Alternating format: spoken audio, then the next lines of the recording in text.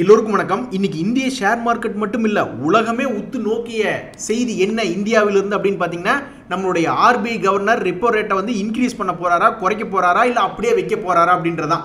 அவர் எந்த விதமான வம்பு தும்புக்கும் போகல, அப்படியே அந்த ரெப்போ ரேட்டை ஒரே மாதிரி மெயின்டைன் பண்றாப்ல.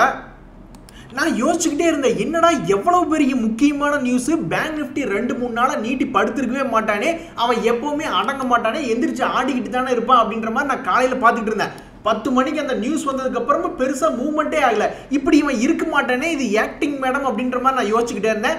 அதே மாதிரி விட்டான் பாருங்க, சர்னு நண்பர்களே. நான் பைபேக்குக்காக ஆசைப்பட்டு ஒரு அரிசி மூட்டை கிடைக்கும் அப்படின்ற ஒரு காரணத்தினால இந்த சம்பல் ஃபெர்ட் அப்படின்ற ஒரு ஷேரை வந்து எடுத்து பார்த்துருந்தேன். 20 ஷேர் வாங்கியிருந்தேன். அதை வாங்கி பைபேக்கு வந்து 450 ரூபாய் நினைக்கிறேன். அந்த ரேட்டுக்கு வந்து நான் அப்ளை பண்ணியிருந்தேன். அதில் 20% மட்டும்தான் அக்செப்டன்ஸ் ரேஷியோ வச்சுக்கிட்டாங்க. ஒரு 50% வச்சிருந்தா கூட நல்ல லாபம் கிடைச்சிருக்கு எனக்கு. ஆனால் வெறும் நான் 20 ஷேர் அப்ளை பண்ணதில் வெறும் 4 ஷேர் மட்டும் 450 ரூபாய்க்கு அப்ளை பண்ணிட்டு மீதி 16 ஷேர் திருப்பி கொடுத்துட்டாங்க. ஸோ இந்த பைபேக்கில் எனக்கு அரிசி மூட்டை கிடைக்குன்னு நான் நினச்சிட்டு போனேன். வெறும் 150 ரூபா தான் கிடைச்சிது. அந்த 150 ரூபாய் இப்போ பிடுங்கிடுவானுக்கு போல. நண்பர்களே, ஷேர் மார்க்கெட்டில் இன்னொரு முக்கியமான விஷயம், ஆர்பிஐனுடைய விஷயத்துக்கு ஈக்குவலான விஷயம் இது. அதாவது பொதுவாகவே ஸ்டாக் மார்க்கெட்டில் ஏதாவது ஒரு ஷேர்களுக்கு நல்ல ஆர்டர் கிடைக்குது அப்படின்னா மேலே தூக்கி வச்சு அளவு பார்ப்பாங்க. பீகாரில் 520 கோடி மதிப்பிலான ஒரு ஆர்டர் வந்து இந்த அசோகா பில்டுகானு கிடைச்சிருக்கு அப்படின்ற மாதிரி இன்னைக்கு ஒரு நியூஸ் வந்திருக்கு. அதை கேட்டு அவன் மேலே தானே ஏறணும். ஆனால் 6% கும்பா பாடி விட்டாங்க. அதுக்கு இன்னொரு காரணம் என்னன்னா, அவங்களுடைய குவார்டர்லி ரிசல்ட் சமீபத்தில் வந்திருந்தது. அது வந்து மார்க்கெட்டுக்கு ஒப்புதல் இல்லை. அதனால அதுக்கு பிடிச்சி இறக்கி விட்டாங்க. இந்த முக்கியமான நியூஸை வந்து நாளைக்கோ நாளானிக்கோ மீடியாக்களில் வந்திருந்தா இந்த அசோகா பில்டுகானுக்கு ரொம்ப உதவியாக இருந்திருக்கும். எல்லாத்தையும் ஒரே முட்டா விட்டு minus into minus is equal to plus அப்படிங்கிற மாதிரி இல்லாமல் plus into minus equal to minus அப்படின்ற மாதிரி பண்ணிவிட்டாங்க. இன்னொரு முக்கியமான நியூஸ் என்ன இந்த ஷேர் மார்க்கெட்டில் அப்படின்னு பார்த்தீங்கன்னா, இந்த பவர் கிரிட் அப்படின்றது 5% ஏறி இருக்கான். இதுக்கு வந்து ஷேர் மார்க்கெட் இவங்க வெளியிட்ட ரிசல்ட் வந்து எப்படி இருந்தாலும் பரவாயில்ல, வி ஆர் ஓகே அப்படின்னு சொல்லி அவனை பிடிச்சி 5% ஏற்றி விட்டுருக்காங்க. அப்போ ஏற்பட்ட அப்பரா டக்கரா மாதிரி ஏதாவது பெரிய அளவில் வந்திருக்கா ரிசல்ட் அப்படின்னு பார்த்தீங்கன்னு வச்சுங்களேன். உங்களுடைய கண்களில் நீங்கள் பார்க்கும்பொழுது என்னது சேல்ஸில் ஒன்றும் வளர்ச்சி இல்லையே, அதே மாதிரி லாபத்துலேயும் ஒன்றும் பெருசாக வளர்ச்சி இல்லையே அப்படின்ற மாதிரி உங்களுடைய கண்களுக்கு புரிதல் இருக்கும் லாஜிக் படி.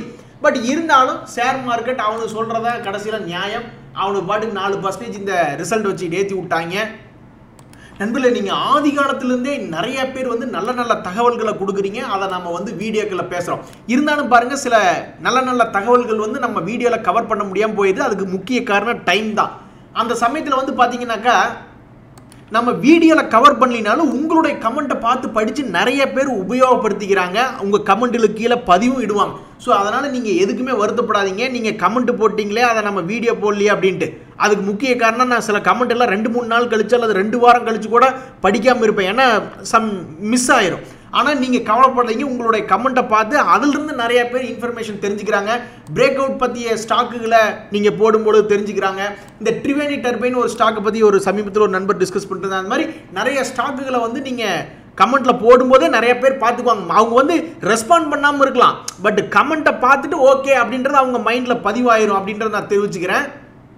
நண்பர்களே, பல முறை இந்த கொஸ்கார்ப் அப்படின்ற ஷேர் வந்து சப்போர்ட்ல இருக்கு. இவன் ஒரு ட்ரெண்டிங் கிளியா வேற இருந்திருக்கான் அவனுடைய கடந்த காலங்களில் அப்படின்றது நம்ம பல முறை பேசியிருக்கோம்.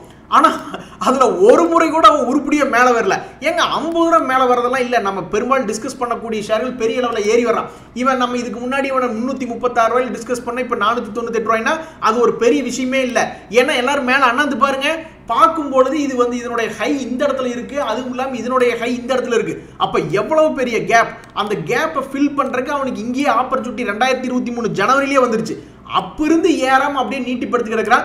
மறுபடியும் இவனை இன்னொரு முறை கவர் பண்றான். என்ன காரணம்னா, மறுபடியும் ஒரு கிரீன் கேண்டில் போட்டு கொஞ்சம் மேல் நோக்கி ஏறுமுகமா காமிக்கிறான். இவனை எத்தனை தடவை தான் கவர் பண்றதுன்னு தெரியல. இவன் ஒரு மனுஷனா இருந்தா, வெக்கமான சூடு சொன்னி இருந்தா, இவன் இங்க இருந்தாலும் மேல வரணும் அப்படின்றது என்னுடைய கருத்து. நண்பர்களே, உலகளவில் எந்த ஷேர்ல அதிகமாக பேர் அடிபடுது அவங்களுடைய ஓனர்னா அதானி குரூப்புக்கு பின்னாடி யார் இருக்கான்னு சொல்லி அதானி குரூப் பற்றி பேசுறதும், அதே மாதிரி உலகளவில் வேற எந்த ஷேர் அப்படி பேசுறாங்கன்னா, பெருசாக மைக்ரோசாஃப்ட், ஃபேஸ்புக்கு கூட அந்த ஓனர்களை பற்றி அதிகமாக பேசுறது இல்லை. பட் இந்த டெஸ்லா அப்படின்ற ஷேர்னுடைய ஓனரை பற்றி அதிகமாக அவரை பற்றியும் பேசுவாங்க. அவரு நிறைய பேர்த்த பற்றி பேசுவாங்க. அப்படி என்னதான் ஒரு நியூஸை வச்சு மேலே ஒரு ஷேரை கொண்டு ஏற்றி உட்கார வச்சாலும் அடிப்படையாக அவனுடைய சேல்ஸுக்கு பிரச்சனை வருது, அவனுடைய சேல்ஸ் வந்து பெருசாக ஏறல அப்படின்னா அந்த ஷேர் கொஞ்சம் கொஞ்சமாக சுணங்கி கீழே வரக்கு வாய்ப்பு இருக்கு. அப்படிதான் இந்த டெஸ்லாவை பார்த்து பயந்துட்டாங்க. சைனா வந்து மிகப்பெரிய அளவில் அவங்களுடைய ப்ராடக்ட்ஸுக்கு காம்படிஷன் கொடுக்குற மாதிரி தெரியுது சமீப காலங்களில் அப்படின்ற மாதிரியான ஒரு பயம் வரக்கூடிய காரணங்களால இந்த டெஸ்லா அப்படின்றது என்னாச்சுன்னா ஓவர் வேல்யூவாக இருந்துக்குது அப்படின்னு சொல்லிட்டு இதுக்கு முன்னாடிலாம் பாருங்க மார்க்கெட் நல்லா இருந்தப்ப $400 வரைக்கும் அவனை ஏற்றி விட்டாங்க. இப்போ சமீபத்தில் 2023 $120 வர வச்சுட்டு மறுபடியும் அவன் மேலே ஏற்ற முடியல. நீங்கள் டிசிஎஸ் எடுத்து பாருங்க, ஹெக்ஸல் டெக் எடுத்து பாருங்க, அடிவாரத்துலேருந்து மேலே ஏறி வந்துட்டானுங்க. பட் இருந்தாலும் இந்த டெஸ்லாவெல்லாம் பார்த்தீங்கன்னா அவனால் மேலே ஏறி வர முடியல. பாதி தூரம் வந்தோடனே அவனை பிடிச்சி செல்லிங்கில் விட்டுட்டாங்க. இப்போதைக்கு டெக்னிக்கல் மட்டும்தான் இவனை காப்பாற்றுற மாதிரி இருக்கு. மற்றபடி ஃபண்டமெண்டல் இப்போதைக்கு இவனுக்கு ஃபேவராக இல்லை. ஃபண்டமெண்டலி நியூஸ் வரைக்கும் இன்னும் சில நாட்கள் ஆகலாம், சில மாதங்கள் ஆகலாம். இப்போதைக்கு இவனை வந்து இந்த சப்போர்ட் பேட்டர்ன், இந்த டெக்னிக்கல் பேட்டர்ன் மட்டும்தான் காப்பாற்றுற மாதிரி இருக்கு. ஸோ இந்த டெக்னிக்கல் பேட்டர்ன் காப்பாற்றாச்சுன்னா மேபி இன்னும் 2-3 மாதம் கழிச்சு நம்ம பார்க்கும்போது ஒரு $220 இருக்கக்கூடிய வாய்ப்பு இருக்கிறதா நான் பார்க்குறேன். நண்பர்களே, இன்னைக்கு மீடியாக்களில் நான் என்னென்ன ஷேர்கள் டிஸ்கஸ் பண்ணிட்டு இருக்காங்க அப்படின்னு பார்த்துக்கிட்டு இருந்தேன். அதில் வந்து வால்டிலிட்டியாக இருக்கக்கூடிய வாய்ப்பு இருக்கிறதா இந்த இந்தியா மார்ட்டும் பார்த்துக்கிட்டு இருந்தேன். ஸோ அந்த இந்தியா மார்ட் எனக்கு ரொம்பவுமே பிடிச்சிருந்தது. இந்த இந்தியா என்ன காரணம்னா இதுக்கு முன்னாடியே நம்ம இந்தியா மார்ட்டை வந்து ஒரு இடம் அனலைஸ் பண்ணிட்டு இருந்தோம். அப்போ வந்து நம்ம ஆல்மோஸ்ட் 2622 ரேஞ்சில் பார்த்துக்கிட்டு இருந்தோம். இது இன்னும் கொஞ்சம் கீழே க்ளோஸ் பண்ணிட்டு ஏதாவது ஒரு சைடு வெடிச்சு செதறுவானோன்னு நம்ம நினச்சிக்கிட்டு இருந்தோம். மீடியாக்களில் நியூஸ் வந்ததுக்கப்புறம் நான் இன்னைக்கு பார்க்குறேன் அவன் இங்கேயே வெடிச்சு செதறான். ஸோ ப்ராபப்ளி இவன் மேல் நோக்கி வர்ற மாதிரி இருந்ததுனாக்கா 3000 வந்துச்சுன்னா ரொம்ப சந்தோஷம் தான். நண்பர்களே, ஒரு புதுசாக ஏதாவது ஒரு 4-5 ஷேர்கள் ஏதாவது கிடைக்குதா மேல் நோக்கி ஏறக்கூடிய வாய்ப்பு இருக்கிற மாதிரி அப்படின்ற மாதிரி பார்த்துட்டு இருக்கீங்களா? இந்த சூப்பர் ஹைபிரிட் சிஸ்டம்ஸ்னு ஒரு ஷேர் ஒன்று பார்த்துக்கிட்டு இருந்தேன். அவன் வந்து பாம்பே சூப்பர் ஹைபிரிட், இது வந்து விவசாயத்துறை சம்பந்தப்பட்ட கம்பெனியாக இருக்கு. இவனுடைய growth எப்படி இருக்கு அப்படின்னா வளரும் பருவத்தில் இருக்கு. அவனுடைய ரிசல்ட் எல்லாம் எடுத்து பார்த்தீங்கன்னா முதல்ல அவன் ஆட்டத்தை ஆரம்பிக்கும் போது 0 லாபமே இல்லை. அப்புறம் 1 கோடி 2 கோடின்னு ஆரம்பிச்சு இப்போ 21 கோடிக்கு பக்கத்தில் தன்னைத்தானே நிரூபிச்சுட்டு வந்துட்டு இருக்கான். ஒருவேளை இந்த 21 கோடி அடுத்தது 50 கோடி 100 கோடி அப்படின்ற மாதிரிலாம் அவன் லாபம் பண்ணுற மாதிரி இருந்தால் இந்த ஸ்டாக்கும் மேல் நோக்கி ஏறக்கூடிய வாய்ப்பு இருக்கிறதா நான் பார்க்குறேன். தற்சமயத்துக்கு இந்த ஸ்டாக் என்னாச்சுன்னா ஏதோ ஒரு காரணத்தினால ஷேர் மார்க்கெட்டுக்கு இதை பிடிச்சி போய் கீழே $100 ரேஞ்சிலேருந்து $600 ஏற்றி விட்டாங்க. அப்புறம் அவங்களே வந்து தூக்கி தூரம் பேசிட்டாங்க. இப்போதைக்கு ஒரு $200 ரேஞ்சில் இருக்குது. அடுத்து நம்ம பார்க்கக்கூடிய இந்த ட்ரீம் ஃபோக்ஸ் அப்படின்ற ஷேர் அதே மாதிரி தான். அந்த ட்ரீம் ஃபோக்ஸ் ஷேர் வந்து அவனும் வந்து ஒரு வளர்ச்சி பாதையில் தான் இருக்கான். இந்த கம்பெனி இந்த கம்பெனிக்கு இப்போ வரைக்கும் கொஞ்சம் கடன் அப்படின்றது கம்மி தான், கடனே இல்லை அப்படின்னு கூட எடுத்துக்கலாம் நம்ம. இவனு வந்து எப்படி இருந்திருக்கான்னு பார்த்தீங்கன்னா 12 கோடியில் ஆரம்பிச்ச லாபம் இப்போல்லாம் 70 கோடி 80 கோடி அப்படின்ற மாதிரி பண்ணிக்கிட்டு இருக்கான். தொடர்ந்து இவனும் மேல் நோக்கி வந்தான்னா ரொம்ப சந்தோஷமாக தான் இருக்கும். சார்ட் வைஸ் பார்க்கும்போது இவன் மேலேயும் ஷேர் மார்க்கெட் ஒரு காலத்தில் பித்து பிடிச்சி கிரேஸாக இருந்திருக்கு. $400 இவனை $800 ஏற்றி விட்டுவிட்டு இப்போ கொஞ்சம் சீப்பாக இருக்கான். அடுத்தது ஒரு வித்தியாசமான கம்பெனி ஒன்று பார்த்துட்டு இருந்த டச்வுட் ஷேர் அப்படின்னு, அதாவது அது வந்து ஈவெண்ட் மேனேஜ்மெண்ட் பண்ணக்கூடிய ஷேர். இவனும் வந்து கொஞ்சம் வளர்ச்சி பாதையில் இருக்கான். நண்பர்களே, உங்களுக்கு தெரியாது இல்லை, கல்யாணம் சம்பந்தப்பட்ட ஏகப்பட்ட தொழில் அப்படின்றது அதை பயங்கரமான ஒரு எக்கனாமி பொருளாதாரத்தையும் ஒரு உருவாக்கக்கூடியதான். அது சாப்பாடுலேருந்து ஆரம்பித்து வரவேற்புலேருந்து ஆரம்பித்து ஏகப்பட்ட செலவு அதுக்கு பண்ணுவாங்க. அப்பேற்பட்ட அந்த டச்வுட் என்டர்டைன்மெண்ட் அப்படின்றது அது ரிலேட்டடாக தான் இருக்குது, ஈவெண்ட் மேனேஜ்மெண்ட்டில் இருக்குது. ஸோ இந்த கம்பெனி வந்து நல்ல ஒரு ப்ராஃபிட்டபிளான பிஸ்னஸாக எடுத்து பண்ணிக்கிட்டு இருக்காங்க. முதல்ல ரொம்ப சுமாராக 1 லட்சம் 3 லட்சம் அப்படின்ற மாதிரிலாம் சம்பாதிச்சுட்டு இருந்தவங்க இப்போ 3 கோடி ரேஞ்சில் சம்பாதிச்சுட்டு இருக்காங்க. ஸோ இது வந்து மேல் நோக்கி எதிர்காலத்தில் போகிற மாதிரி இருந்ததுன்னா ரொம்ப சந்தோஷமாக தான் இருக்குது இந்த ஷேரை வச்சிருக்கிறவங்களுக்கு. தற்சமயத்துக்கு இவனுடைய சார்ட் பேட்டர்ன் அப்படின்னு பார்க்கும்பொழுது இந்த ஷேர்லேயும் வந்து ஷேர் மார்க்கெட் என்ன பண்ணியிருக்கு, இதில் ஒரு கான்செப்ட் இருக்குது அப்படின்ற ஒரு காரணத்தினால ஏறுமுகமாகவே 3 வருஷமாக வச்சுருந்துருக்கு. ஆல்மோஸ்ட் உங்களுக்கு $50 ரேஞ்சிலிருந்து $200 வரைக்கும் கொண்டு போயிட்டு அந்த ஏறுமுகத்தில் இப்போதைக்கு ஒரு சப்போர்ட் ரேட்டில் வந்து விழுந்திருக்கான். நண்பர்களே, இன்னொரு நியூஸ் ஒன்று, சமீப காலமாக ஷேர் மார்க்கெட்டில் இந்த Q3 ரிசல்ட்னால பெரிய அளவில் ஏற மாட்டேன்றானுங்க. ஆனால் அடிச்சு விட்றக்கு வேணால் ஆளுக்கு ஏகப்பட்டது இருக்குது. JK பேப்பர்னுடைய ரிசல்ட்டு சமீபத்தில் வந்ததுக்கப்புறம் அவனை பிடிச்சி இன்னைக்கு 5% இறக்கி விட்டாங்க. உங்களுக்கு என்னப்பா, யாராவது ஒருத்தர் ஏதாவது ஒரு ஷேர் நியூஸை கொண்டு வந்துட்டு மேலே $50 இல்லைன்னா கீழே $50 இறக்கி விட்றாங்க அப்படின்ற மாதிரி இந்த ஜீல் ஷேர் ஹோல்டர்ஸை பார்த்தா பொறாமையாக இருக்குது. சம்மந்தமே இல்லாமல் இன்றைக்கி ஒரு 5% ஏற்றி விட்டாங்க. ஏகப்பட்ட நியூஸ்கள்னால பர்ஃபார்மன்ஸ்னால ஏறுறான் இறங்குறான் அது வேற. பட் நியூஸ்களை வச்சே ஒரு ஷேர் வந்து ஷேர் மார்க்கெட்டில் வாழ்ந்துக்கிட்டு இருக்குது அப்படின்னா, அதாவது ஏகப்பட்ட வால்டிலிட்டியை கொண்டு வந்துக்கிட்டு இருக்குது அப்படின்னா, என்னை பொறுத்த வரைக்கும் இந்த ஜீல் ஷேர் மட்டும்தான். இவனை தவிர்த்து வேறு எவனும் கிடையாது. இதில் மட்டும் கரெக்டாக நம்ம விளையாண்டு பழகிட்டோம்னா பெரிய அளவில் சம்பாதிச்சிடலாம் அப்படின்றத என்னுடைய கருத்து. ஏன்னா அவன் பண்ணுற வேலை எப்படி ஒன்றுமே பண்ண முடியாது நண்பர்களே, ஒன்றுமே நம்ம கேள்வியே கேட்க முடியாது. இன்னைக்கு SGVN ஷேர் அப்படின்றது காலையில் பார்க்கும்போது $156 இருந்தால் இப்போ $149 இருக்கான்.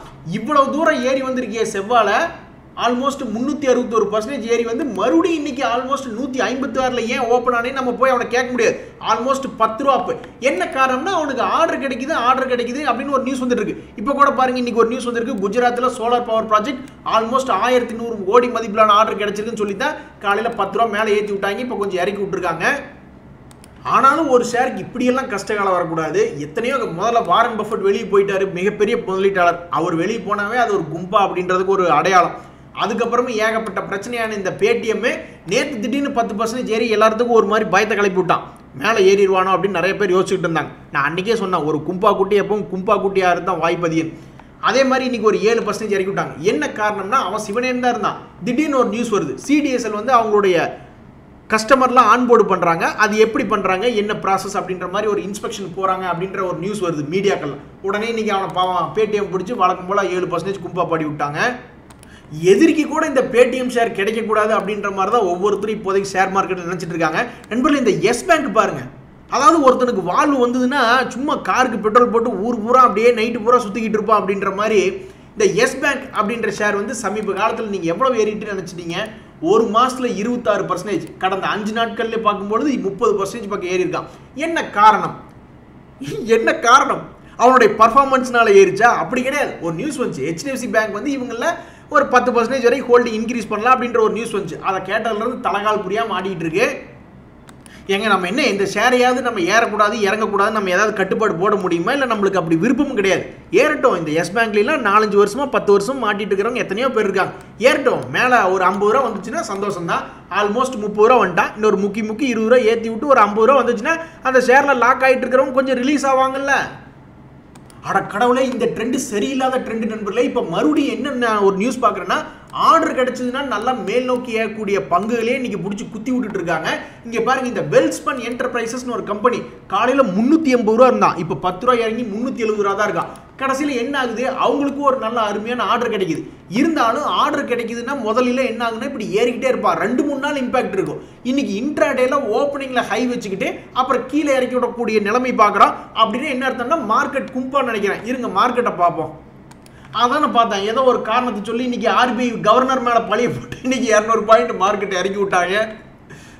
நான் நேற்றே நினச்சிக்கிட்டு இருந்தேன், பரவாயில்ல டெல்டா கார்ப்பில் நிறைய பேர் தப்பிச்சுக்கிட்டாங்க. இருந்தாலும் ஜிஎஸ்டி நோட்டீஸ்னு எதையாவது ஒன்று உள்ள ஊடால விட்டு ஏதாவது விளையாண்டுட்டாங்கன்னு என்ன பண்ணுறது? மேலே ஏறுற மாதிரி ஏற விட்டு அவனை நம்பி நம்ம போகிறோம், அவங்க கூட போகிறோம். திடீர்னு போட்டதுக்கு பின்னாடி ஜிஎஸ்டி நோட்டீஸ் விட்டா என்ன பண்ணுறது அப்படின்ற மாதிரி யோசிச்சுட்டே இருந்தேன். இன்னைக்கு அந்த டெல்டா கார்ப்பை பிடிச்சி 3.5% இறக்கி விட்டாங்க. HDFC லைஃப் அப்படின்றது என்னை பொறுத்த வரைக்கும் தற்சமயத்து கொஞ்சம் சப்போர்ட்டில் நின்று ட்ரேட் ஆகிட்டு இருக்கிற மாதிரி தெரியுது. PEL அப்படின்ற ஷேரை எனக்கு தெரிஞ்சு ஒரு நண்பர் வாங்கி வச்சுக்கிட்டு 3 வருஷமாக கேட்குறாரு, இந்த ஷேர் ஏறுமான்னு. பல பேர் எதிர்பார்த்து காத்து கிடக்குறாங்க இந்த ஷேர் மேலே ஏறுன்னு. ஆனால் இவன் பண்ணுறது எல்லாமே சோக கீதமாக தான் இருக்கு. இன்றைக்கும் பார்த்தீங்கன்னா 1.5% இறங்கியிருக்கான். ஸோ இவனுடைய ட்ரெண்டிங் கிளி வேலை இவன்லாம் தாராளமாக பண்ணலாம். இதுக்கு முன்னாடி எல்லாம் 2 முறை பண்ணியிருக்கான். இன்னும் ஒரே ஒரு தடவை பண்ணிட்டானாக்கா பல பேர் இந்த ஸ்டாக்லேருந்து ஆளை விட்றா சாமி, உனக்கு எனக்கு சங்காத்தமே வேண்டாம்னு ஓடி போயிடுவாங்க. அந்த ஒரே ஒரு முறை கொடுப்பானா? இந்த மாதிரி 2 முறை அழகாக கொடுத்துருக்கான். 2026 நாம் எடுத்து பார்க்கும்போது இவன் ஒரு 2000 ரூபா போயிடுவானா, 2500 ரூபா போயிடுவானா அப்படின்றத நம்ம பொறுத்து இருந்தால் பார்க்கணும். இன்றைய தகவல் உங்களுக்கு உதவி வந்து எனக்கு சந்தோஷம். ரொம்ப நன்றி, வணக்கம்.